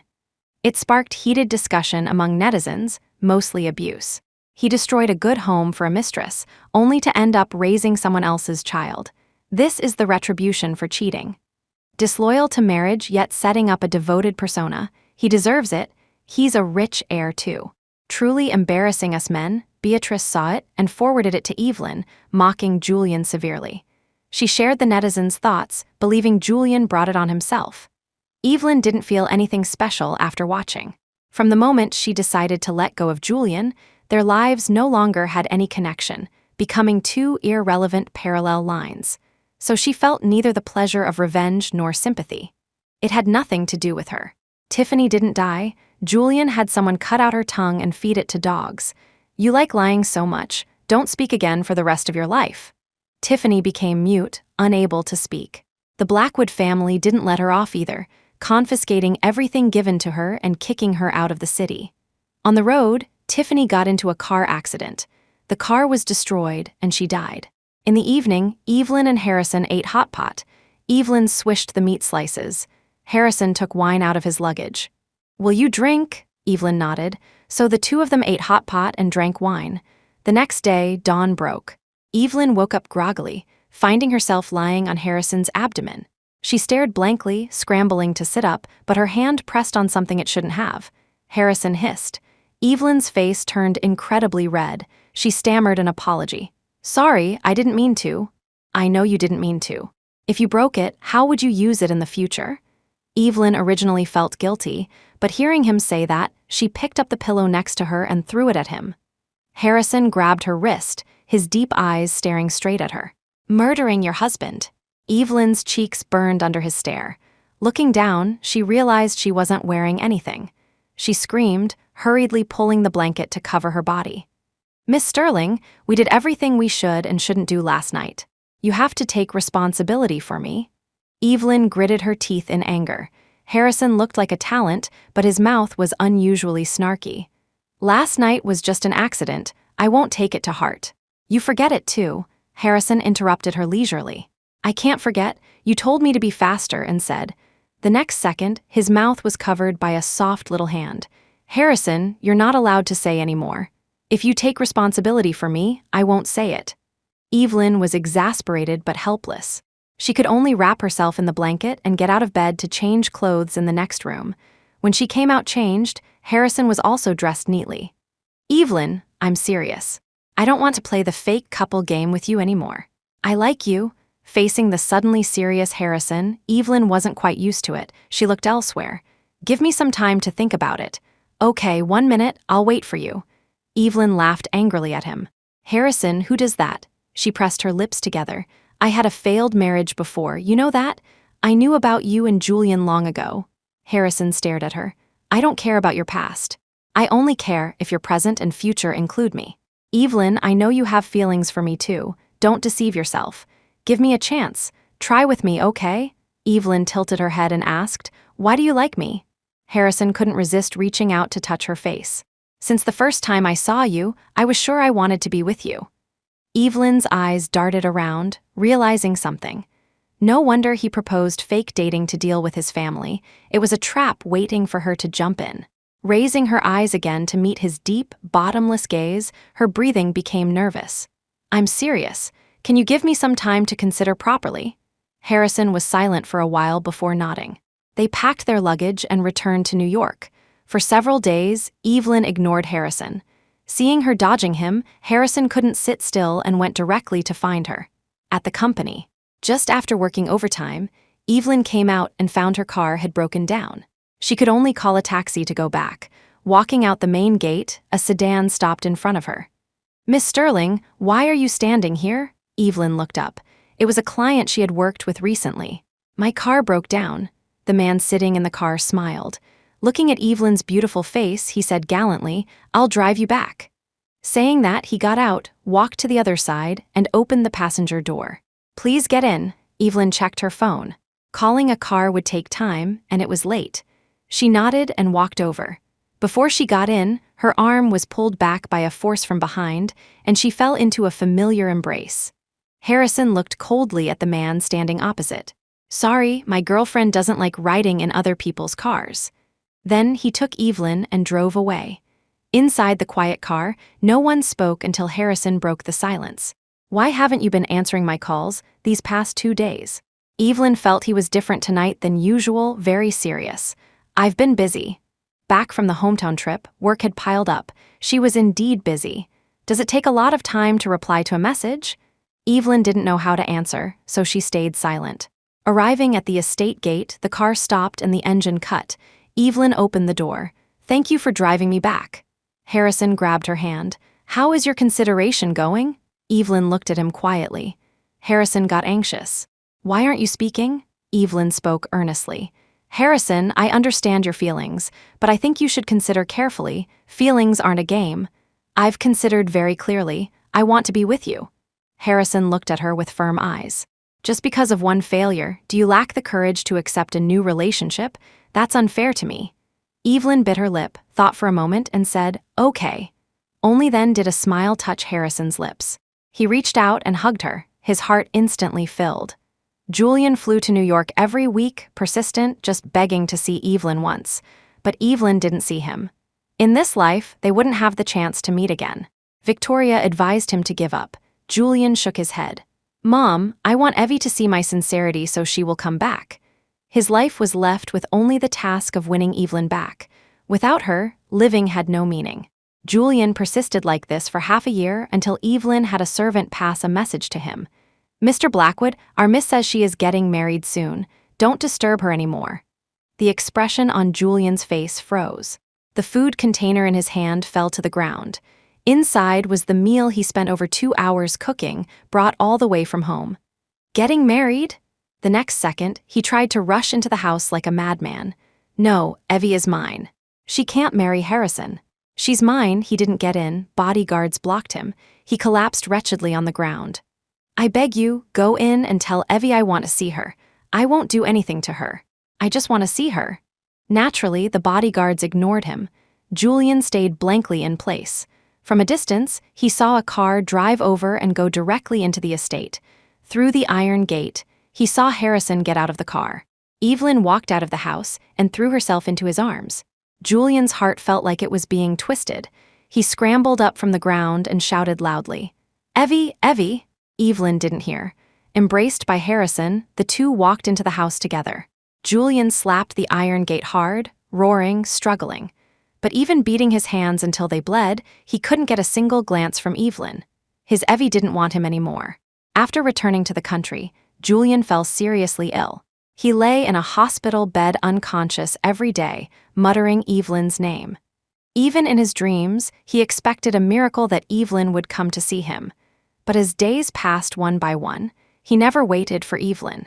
Victoria couldn't watch anymore. Accompanied by Chloe, she flew to New York. Evelyn came home from work and saw the mother and daughter at the gate. As soon as Victoria saw Evelyn, she tried to grab her hand. Evelyn dodged. Victoria was embarrassed. Gone was her previous arrogance.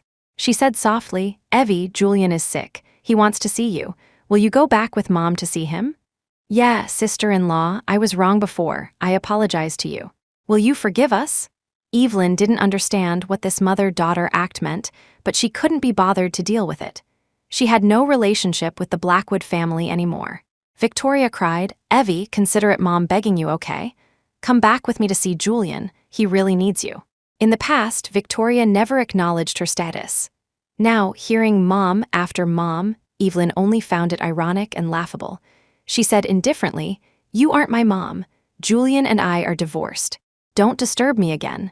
Saying that, she prepared to enter the house when her waist was hugged from behind. She turned to see Harrison's handsome face. "Ladies, what do you want to do to my fiancé?" Victoria was shocked. "Fiancé," Harrison hummed. "Evie is my fiancé." Victoria and Chloe looked at each other, leaving awkwardly. After they left, Evelyn looked at Harrison and said, "When did I agree to marry you?" Harrison chuckled low, his eyes full of doting. "Are you reminding me I should propose?" "I am not." Evelyn raised her hand to hit him in annoyance, but was caught by the wrist. "Understood, my princess."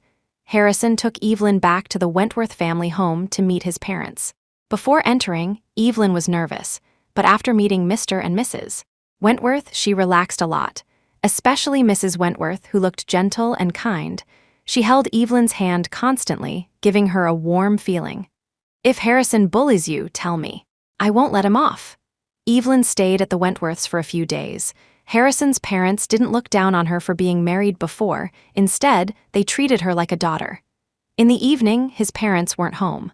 Under the chef's guidance, Harrison cooked personally, making 4 dishes and a soup.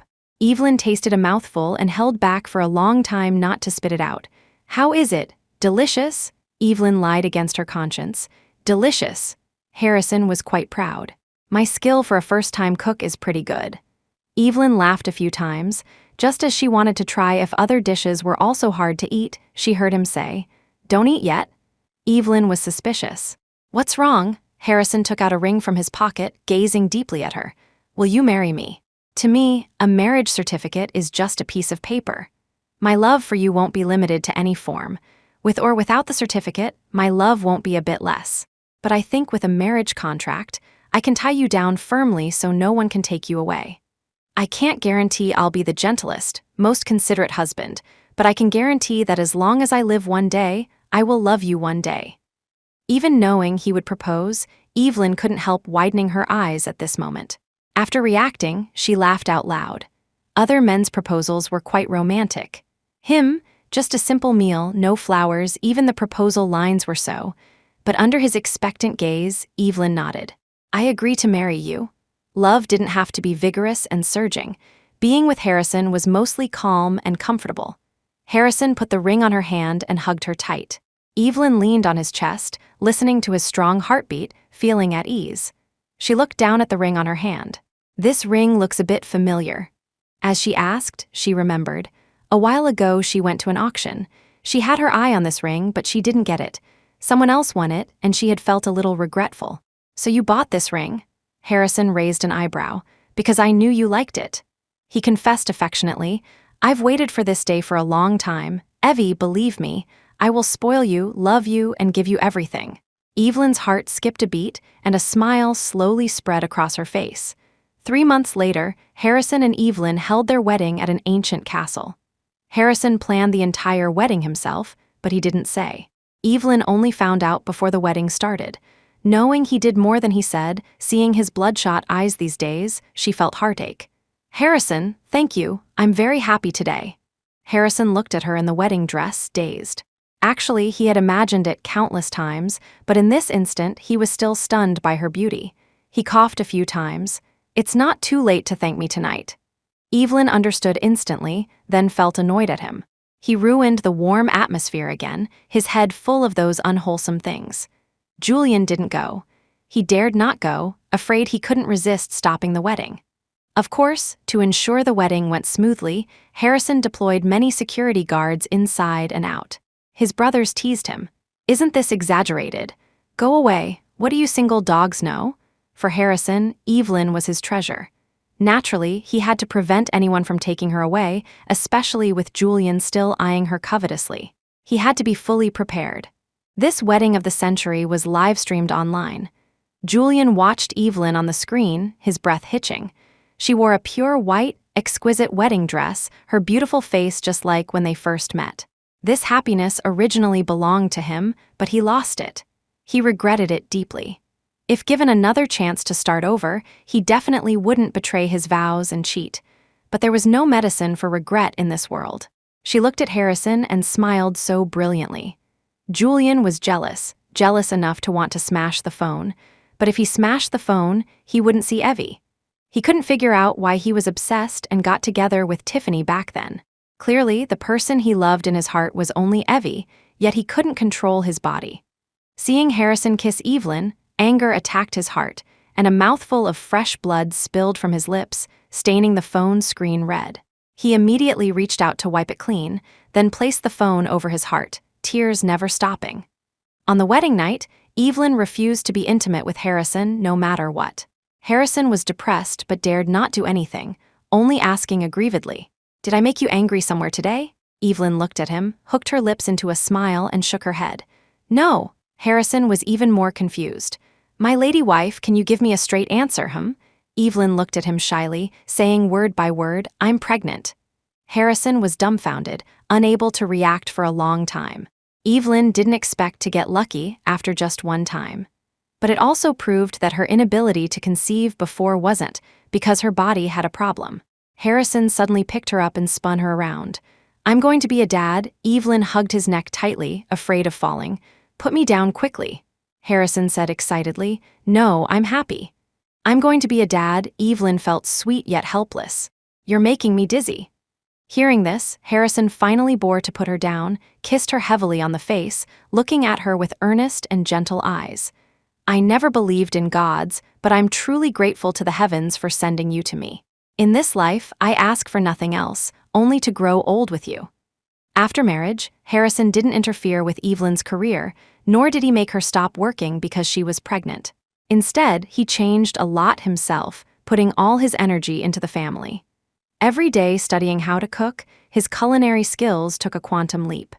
Especially since Evelyn's stomach wasn't good, he tried every way to regulate her health. Work became a side job for him. Making Evelyn happy became his main job. When Evelyn was 5 months pregnant, Mrs. Wentworth worried it was inconvenient for her to work with a big belly and wanted her to start maternity leave. But she was stopped by Harrison. "Mom, Evie knows her limits. We must respect her." Mrs. Wentworth said no more, just instructing him to take good care of Evelyn. The following year, Evelyn gave birth to a daughter. Becoming a father for the first time, Harrison was excited and happy. "Honey, thank you for giving me a daughter. In my heart, you are both my treasures, but I love you more. You will always be first." Evelyn's face beamed with smiles. She knew Harrison wasn't lying. Coming out of the delivery room just now, he didn't even glance at the baby. His attention was entirely on her. "What if our daughter gets jealous in the future?" Harrison smiled and hugged her. "Jealous of what? She'll meet her husband later. You are my wife, of course, I spoil you most." Outside the ward, Julian hid aside watching Evelyn sitting on the bed. She had changed, becoming more beautiful and gentle, but all this was brought to her by another man. Unwilling yet forced to accept fate, the rest of her life would no longer involve him. Across a distance, he whispered to himself, "Evie, if there is a next life, I will definitely love you properly and never let you be disappointed or leave me again." 3 years later, Harrison took Evelyn to a small town for a vacation. Walking hand in hand by the crystal-clear river, like an old couple, leisurely and at ease. But at night, Evelyn nagged about going back. She couldn't bear to be apart from her daughter. Harrison persuaded her earnestly. "Our daughter is being taken care of by Mom and Dad. Don't worry." Evelyn looked at him. "Don't you miss our daughter at all?" Harrison chuckled and kissed her. "Of course I miss her, but you are the most important. Wife, I love you."